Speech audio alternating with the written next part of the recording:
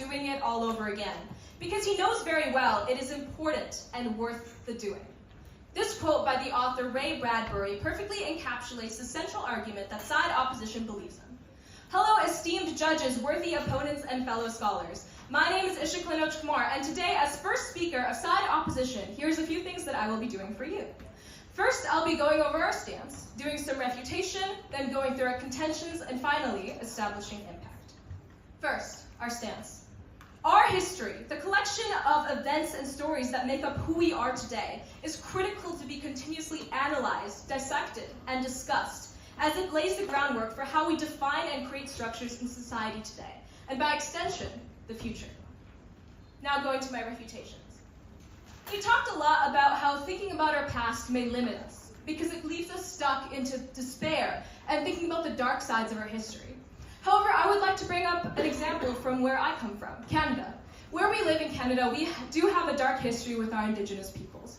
They have gone through forceful assimilation and had to go through residential schools. However, the way that we have solved this problem and this dark history is by addressing it, by reconciling, by addressing these mistakes and moving forward. This is how we have brought forward healing. And I don't think that forgetting about this past would move us any forward as a society or create a more empathetic society as a whole. This is why I think that this argument falls. I also do think that they forget about the positive things in history, the way that we have innovated and created change. I think that these things are worth remembering because they enable a pathway for more innovation, and this will be expanded on further by my fellow speakers. Now moving on to our contentions. It's cliche, but remember the quote, "Those who fail to learn from history are doomed to repeat it." I took Genocide Studies 12 when I was in grade 11, and it was one of the most impactful classes that I took. Not history, because I did learn about things like the Holocaust in history, but in Genocide Studies, we actually took a trip down to the University of British Columbia's Holocaust Symposium. And in the symposium, I heard testimonies from survivors of the Holocaust. And this actually left such a deep impact on me because it showed me what these victims had truly gone through, their emotions and their experiences. And I think this is just so crucial for us to revisit these things that have happened in our past because they allow us to move forward as a society, to recognize our mistakes and work upon them instead of leaving them to be ignored. I also think about the fact that the person who created the term genocide didn't always exist as a term. His name was Raphael Lemkin. And he created this word because he wanted to create a term that actually perfectly encapsulated the atrocities that happened in these dark moments of history. And if we were to only erase these moments of our history, erase these terms and these vocabulary that were in our English dictionary, we won't be able to remember these moments in which we have essentially created darkness for other people. By recognizing this term, we are moving forward as a society by imagining a present where people are more critical thinking oriented, being able to create a more empathetic society. I think empathy is the only way that we should be able to bridge the gap between people that exist sometimes in society. And that's why I think it is so important that we remember our past and move forward from it, opposed to ignoring it completely. On this, I am so incredibly proud to oppose. Thank you.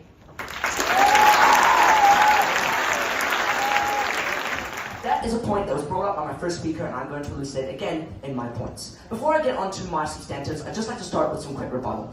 The first speaker talked about times in their past where they might have struggled or they had made mistakes, specifically around sport, and you don't want to be able to remember these things so that when you go on in the future, you won't have to look back and say, hey, you beat yourself up about these horrible things and say, hey, I did this wrong, and then you lose confidence in yourself. Well, I'm a very prominent cricket player. I love my cricket, and I use my mistakes, my history with cricket, and the bad times where I stuffed up in my games to build on who I am as a person. Those who fail to learn from history are doomed to repeat it. They also talked about beef that you might have with friends and conflicts that you might have with people that if you don't forget, you're just developing a fissure or causing even more tension between yourselves. Well, I like to think that previous conflict does not need to be forgotten if we can maturely forgive. It is what makes us better as people. If we can look back at what happened, forgive, and then we don't have to forget these things because, and this brings on to my rebuttal on the second speaker, who talked about how if you don't forget what happened, then the forgiveness aspect is just, again, this fissure, this tension that's building up. Well, I'd like to bring up an example, someone very close to me, my mother. Me and my mother like to argue a lot. And when we do argue, we constantly look back at our history, the times where we were able to forgive ourselves. We take from that, and then we use it to reimagine our argument today. And I use that to, in the sort of expression, think before you speak. I think back on the times that we argued, the times that we were able to make up, and I use that to reimagine what I'm going to say. And that brings me up onto something I really want to quickly develop, which is the definition, because I believe the affirmative team are missing some crucial points about this motion. So the motion specifically says reimagining the present. This is not developing into the future. This is specifically looking at what we do now and how we can reimagine it. And I've got some evidence of this. And this is, for example, movies or books. For example, there's a biopic coming out in the next couple of years around Frank Sinatra, the very famous singer. Now we have these biopics and we have these movies because they develop our understanding of what happened in history, but we use it in the now. We modernize what happened in the past so we can better understand it and we can better build from it. And that is what happens with movies. And that is the entire reason why we have these things. It's because if we look back in the past and we take from it and we actually reimagine what happened in things like drama movies, comedies, musicals, for things such as Schindler's List or Jojo Rabbit, of times in history where things were bad or things weren't good. And we take them and we modernize them, and that helps us reimagine what happened for a better way of developing it and for a better way of understanding it.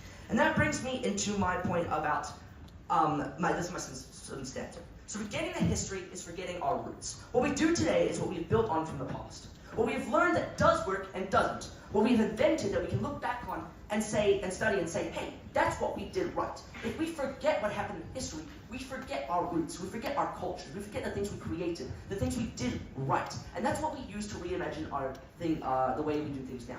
If we start making mistakes, we can look back on these things and say, hey, we actually did this right. If we look back at our current creations and say, hey, maybe they are good, but I want to reimagine it and make it better. We can look back on what we did right, because we always go back to our roots. And that helps us develop as people, as a society, in what we do and what we make. And it's exactly what I talk about with the movies, and it's exactly what I talk about with the books, and our inventions and society in general. By looking back on our roots and taking the good parts from it, we can make what we do today even better. We can reimagine it to be even greater than what it currently is. And that is what we affirming team are trying to put away, is that by forgetting what happened in the past, we can no longer build from our roots. We can no longer take our history, our culture, previous society, and take from it and say, hey, this was good, let's do it better today. That is reimagining the present. And that is what the affirming team is missing, and that is what the negating team has gotten right. And that is why this motion shall fall. Thank you.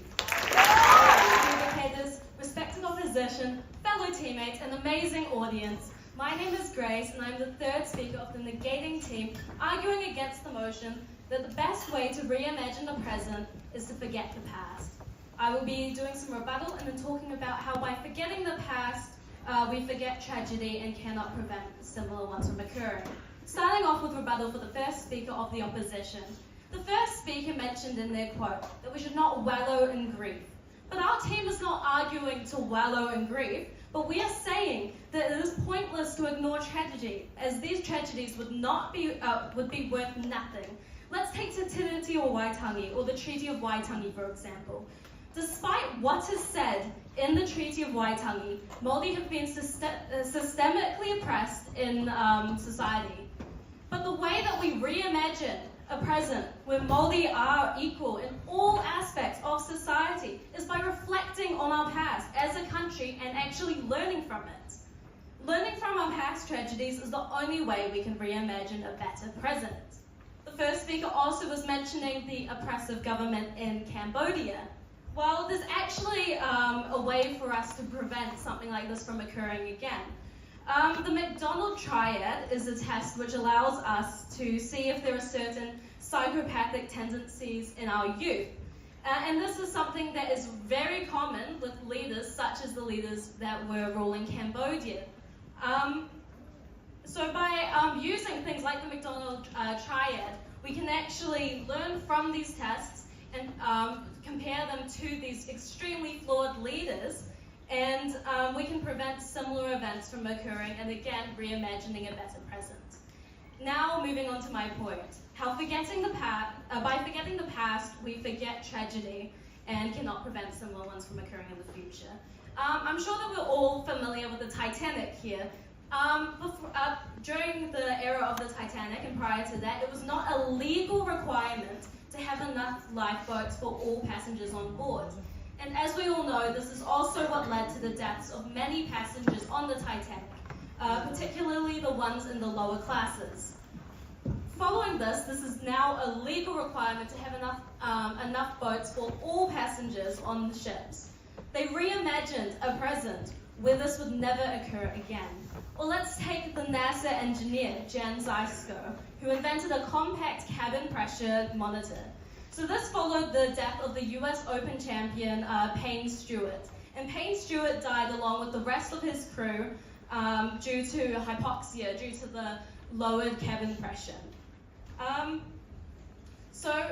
Imagine if Jan Zysko decided to disregard this past event. He would have not created the compact cabin pressure monitor, and we may have had many more people perish from a similar circumstance. Again, they reimagined a present where tragedy like this would never occur again by learning from the past. Now to conclude, I have rebutted the opposition, and I have talked about how by forgetting the past, we will not be able to prevent similar travesties from occurring. Now to end with my quote, we learn from tragedy, slowly.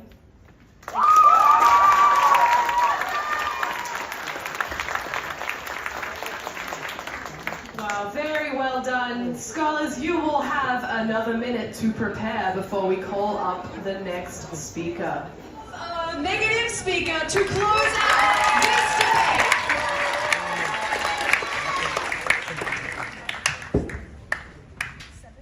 Testing. My speech will start in 3, 2, 1. Good afternoon, honorable judges, worthy opponents, fellow debaters, and esteemed guests.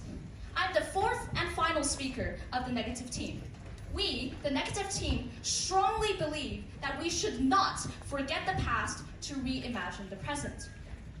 Dear judges, I would like you to imagine forgetting everything that makes you, you.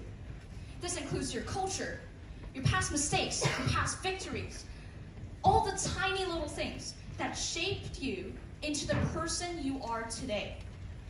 Imagine forgetting all of that. Would you still be the same person? Would your country be better off? Or would you just be an empty, soulless husk of a human being with no personality, with no growth and no change? Or would you have stayed at where you were before? Would you have stayed at the childish mindset you were born with? While the opposition may argue that forgiveness takes a long time, I argue that it will only take even more time if we do not acknowledge our mistakes. Would you forgive someone who will not acknowledge nor apologize for their betrayal? Of course not. The cycle of hatred can only be broken by acknowledging your mistakes, apologizing for them, and making amends. We are not arguing for people to be trapped, confined in hatred and self-loathing. We are arguing for a future with empathy, forgiveness, and acknowledgement. We argue for humanity to remember our roots. And as the old Chinese saying goes, 饮水思源, think about where the water came from when you drink the water. Pretty self-explanatory, right? We are not talking about the future. We are talking about right now. What we can change right now. What we can learn about empathy right now. And finally, to rebut the point that the last speaker made, they mentioned that we should acknowledge the past, which quite literally completely dismantles all their previous arguments. And this is why this side of the House should stand and that their side should fall. I am so very proud to oppose. Thank you.